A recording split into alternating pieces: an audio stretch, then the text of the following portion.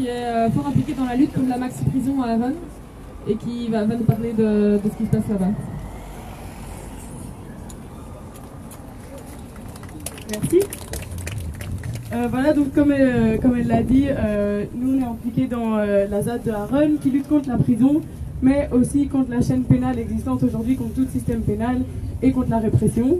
Et donc on voulait faire un petit mot sur la justice. Donc la justice, elle veut nous faire croire qu'elle diminue la violence, qu'elle nous protège et qu'elle nous permet de vivre en société en réglant les conflits. Mais c'est des mensonges.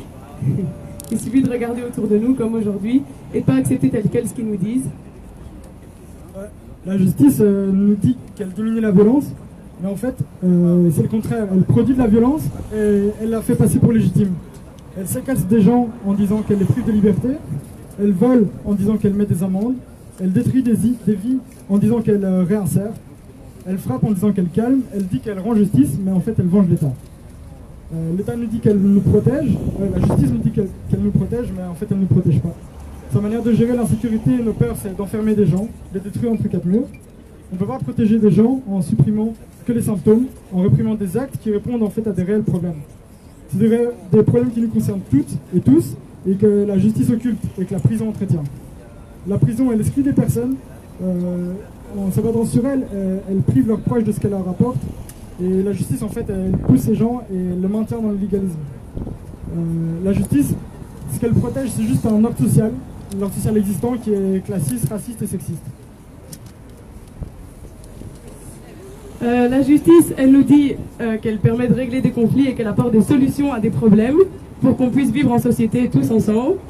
On l'a déjà dit, en fait, la justice s'en prend pas à des problèmes, mais à celles et ceux qui subissent des problèmes sociaux, et aussi, comme aujourd'hui, à ceux qui parfois dénoncent ces problèmes sociaux.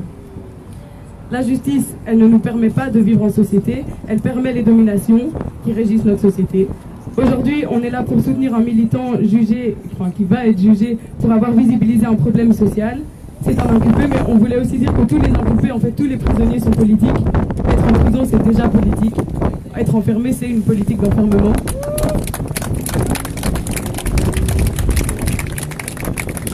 Nous, on veut dire aujourd'hui que la justice, elle ne peut plus mentir. On voit que c'est un outil de domination, un outil d'exploitation capitaliste. Et elle tente de briser les contestations, la remise en question de ce système qu'elle impose. C'est ce qu'on voit aujourd'hui. Aujourd'hui, celui qui est jugé, c'est un militant qui s'est battu contre l'avancée des pouvoirs des multinationales, contre la primauté des échanges marchands et contre l'envahissement de l'espace public par les pubs. Comme vous le savez, et comme l'a dit Liechtenstein, c'est plus Coca-Cola ni les publicitaires, c'est plus les entreprises qui le poursuivent en réclamant des dédommagements. Mais il n'y a plus de procès civil, donc il n'y a plus qu'un procès pénal. Donc il n'y a plus que l'État qui s'en prend lui. C'est plus que l'État qui choisit de réprimer une remise en question. Et aujourd'hui, ce militant, il risque d'aller en prison, de se faire séquestrer par l'État, parce qu'en fait, l'État, il a peur qu'on réagisse à ce qu'il nous impose. Du coup, on vous propose d'appeler la justice par son vrai nom aujourd'hui, la répression.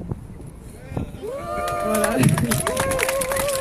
Et c'est pas parce qu'ils essayent de nous réprimer qu'on va se taire, et la lutte continue. Voilà.